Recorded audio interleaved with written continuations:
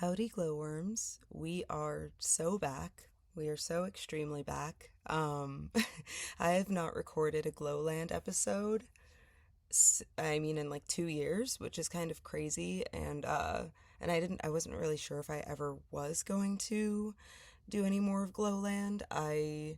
As all of like my friends know, I started a different podcast called Lena's Not Cool a couple months ago. I don't know if I'm going to continue with that. I kind of like in the middle of it, I was kind of like, I don't know what more to talk about. Like, I don't like it's hard to like pick a topic. Um, and it's hard to just like talk about life when there's so much insane shit going on in like America and the world. And so it's like everything's so connected. Even when you think things aren't connected, they really are. Everything is so connected, and there's always so much history in all these things that my brain just gets like overwhelmed with the trying to even cover a topic, because I always feel like, oh, I could have gone more in depth, but then I would be ranting about it for probably 3 hours straight and like Googling like random historical things and like facts and figures in the middle of recording, just to like make myself clear and to like give supporting evidence for my thoughts. So instead of doing that, I was like, well, I'm just gonna like chill on that. And obviously knew Glowland was always a thing I could go back to. But it wasn't until I started my new job. I'm working in like an operations role, um, in at like a retail spot, and my coworker, she and we were talking on like a really slow day. There were like no customers. We were so we're just like unpacking boxes and stuff, and she was like talking to me about her skincare sort of like needs and like what she's been looking for. And she was like, oh, I went to this store that's kind of on the fancier side, and I ended up dropping like nearly $200 on all of these products, and I like in hindsight shouldn't have even done that, and like all this stuff. And she's like, I don't even know if it's gonna like really address the issues that I need addressed. And I was like, okay, well, walk me through what all you need and what all they gave you, or what all they recommended and kind of got you to purchase that day. And she did, and I was just like, oh my gosh, don't do this, do that, and like you could always just get this like dupe for that. And then I like talked to her about like Korean beauty stuff, and she was just like, I feel like you should be working in skincare. And I was like, I low-key should be, but trying to make that sort of leap from fashion to skincare has been weirdly difficult. It's kind of like, where do I, fit into a skincare company? And it should be obvious. Like, obviously, I should be doing something in terms of operations or e-commerce or something like that. But every time I look for jobs like that, they're like, you need a million years of experience. And I'm like, I don't, the pay on this doesn't look like a million years of experience. So I don't know what kind of fever dream y'all are living in. Anyways, um, but yeah, so it would be great. It would be cool. I'd love to, move on to working in something that's more related to skincare. And for any guys listening, that does mean things like moisturizer and sunscreen and stuff, not makeup, because for some reason guys don't know the difference between skincare and makeup. Which was something that it was an issue I ran into a lot when I was trying to open a skincare store back in early 2020, which obviously I didn't. And I think my next episode is going to be talking about what all went into that and sort of why I didn't end up doing it. And I think it's pretty obvious, but yeah, it's almost fun little story. It ended up not being as stressful as you would think for me to be like, oh, I'm just gonna like not open a skincare store right now.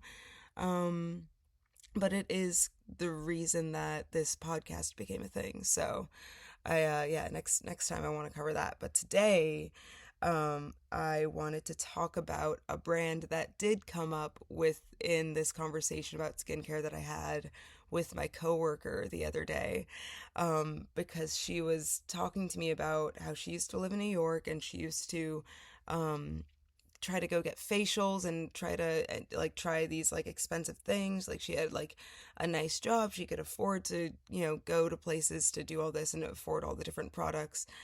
And she brought up, she was like, there was this one brand that it was like French or something, and I went to a spa and like they gave me this thing and it was super strong. And I was like, was it Biologique Recherche? And she was like, oh my gosh, the fact that you just know that off the dome. And I was like, girl, I used to be obsessed with Biologique Recherche, so I want to give a little background on it and talk about it. So she brought up how, yeah, she went to like a facialist or something and they used it. Back when I became interested in the brand, it was like 10 years ago. I was in college, and back then K beauty had just started becoming popular in the US. Um but before that, everybody just used either like US based brands, or a lot of people were really into like French skincare and like French pharmacies. And it was a trend to go, like, there's like the fashion girlies who go to Paris to shop for clothes. And then there's the skincare girlies who would go to French pharmacies and get all these really good, just like effective, well-made products that are like kind of, pharmaceutical level of efficacy, but you could just like go to a pharmacy and just buy them. And I think you can also just kind of talk to um, the employees there, and they can like give you recommendations and things. I've never done this. I would love to do it. Whenever I do end up finally going to Paris, or France in general, I will be going to a French pharmacy and getting some of the cult favorites. But one of the brands that people sort of became obsessed with was Biologique Recherche, and their sort of, not hallmark, I don't, what do you call it, but their most popular product, their best seller is the lotion P50. Now, lotion P50 is not a moisturizer. It's kind of weird that it's called lotion. I think that's just like a weird translation thing, but it is an exfoliating toner, and it is strong. It's like as close as you can get to getting a chemical peel, but like doing it at home. Like it basically is a chemical peel at home. And in college, I was still struggling with acne. I hadn't done Accutane yet. That was after I graduated, I did that. And I was always looking for something that would give me like a good bang for my buck and would actually work to clear some of my acne up. And this was at a time where a lot of people were doing like microneedling. People were starting to do more, yeah, just like at home peels and things. Everybody already knew about like salicylic acid, BHAs, AHAs, sort of like the basics of things within skincare community. But it was kind of just at this point, like, okay, how much can I put on my face before I like actually cause a chemical burn? And lotion P50 is the answer to that. The stuff is so strong that on the directions, they recommend that when you use a cotton pad to put it on, you don't swipe it on your face, but you just gently blot it and like pat it over your skin. Because the swiping even just adds to the exfoliation, and it could be, too much. And I think my coworker said that she started using that like every day, and then she started having these issues, and I was like, oh my gosh, girl, that stuff is very strong. I mean, it burns when you put it on. It literally, it feels like there's like some stinging and burning. And I was like, yeah, I used it once or twice a week when I had like the worst of my acne, because I knew that I should not be using something like that more often. And I don't know if they really say it in the directions. Um, how often to use it, but I think I was just so into skincare at the time. Okay, yeah, I'm gonna literally read the directions. For the first week, apply the lotion with a damp cotton pad, dabbing over the face, neck, and décolleté using upward strokes. For the following days, soak a cotton pad with just lotion. Um, yeah, so that's interesting. I guess they're just like, oh, first you should just do it on something that's already wet and then like put toner on an already water wet cotton pad, which is like they're like, please dilute this. And then it also says don't use it with retinoic acid. So yeah, don't use this with retinol, because if you did, you'd probably take off the top, 2 or 3 layers of your face, and not in a good way. So definitely something that it's like you want to use it sparingly and carefully, and put on a bunch of sunscreen after, because you are basically taking off, a solid layer of skin and sebum and oil every time you use it. But it does work wonders for your complexion, I must say. It did help my acne back in the day. Reason that I stopped using it, A, because it's just really intense, and I was like, I feel like I shouldn't be using something so intense all the time. And B, the price. So I, being the person that I am in college, like worked like very just a few hours a week at the library, but I would occasionally save up to get a nice skincare product or a nice piece of clothing or whatever. And this was one of those things that I would save up for. Let me read you the prices of the different sizes of this product. The smallest size you can get is 1.7 ounces. That is $45. The sort of middle, like normal size of this is 5.1 ounces, and I think this is kind of the best deal in terms of price per ounce, when you consider that, you're only going to use so much and it's going to expire at some point. But 5.1 ounces is $100. The largest size you can get, which I think I would only get if I were sharing it with someone and we were both using this on a regular basis, is 8.4 ounces for $155. That is so about a half of a bottle of water's worth of product is $155. And I think in college I saved up to get the $45 bottle. Also, what I discovered this week is that this is now sold at Bloomingdale's. This is huge for me. I will be probably at some point ordering another small bottle of this once I've gone through other products that I already have. I really don't need to have that many things in rotation at once. That's, let's not stress out my skin so much. But this did not used to be sold at Bloomingdale's. When this was becoming one of those like really like everybody was talking about it, French like cult beauty products 10 years ago, it was kind of difficult to get in the States, and the only way you could get it was either I think I had to order it from their company's website, and I think there was like some kind of weird hoops I had to jump through or something weird, but like it would take forever to get to me or something. My other option was the only authorized seller that they had in the US was Shop Rescue Spa, which was owned by this very cool esthetician lady, and it was like, I think she had like 2 locations. I think it was like one's in New York and one was in like Martha's Vineyard or something. Like it was like something weird like that, where I was like, okay, I'm never going to those places and I'm not going to travel there to get, this $250 facial where she uses all these Biologique Recherche products. But you could order it from them. So I think I ordered it from Shop Rescue Spa once or twice. I'm actually literally going to search in my email right now and see if, oh my goodness. Oh my gosh. January 2017.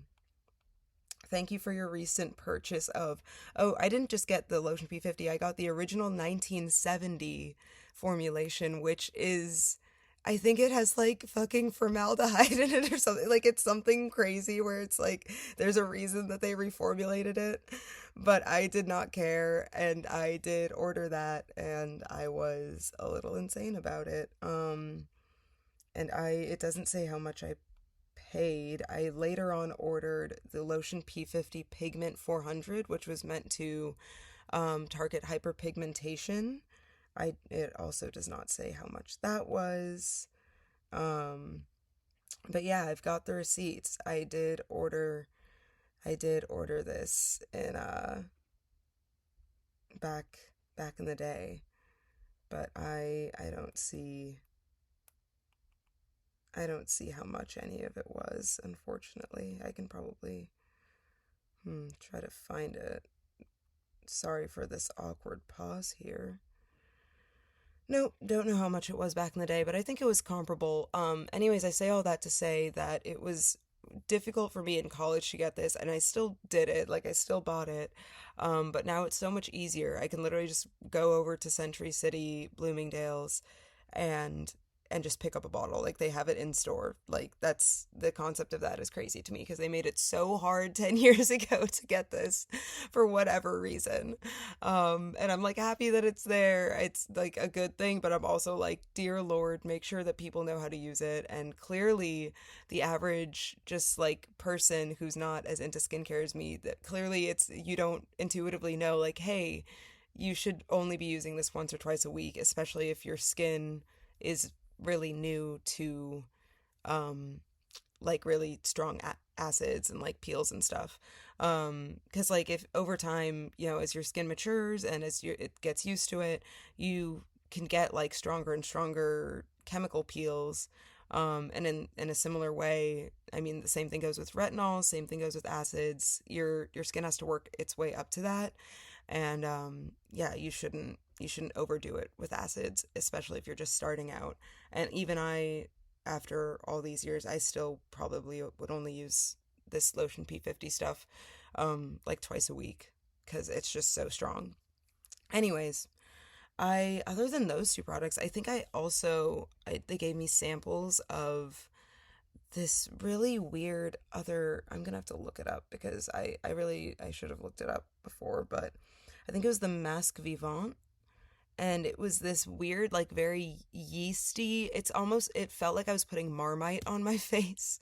If you know what Marmite is, or whatever the other one. I'm like, what's the other thing that's kind of like Marmite?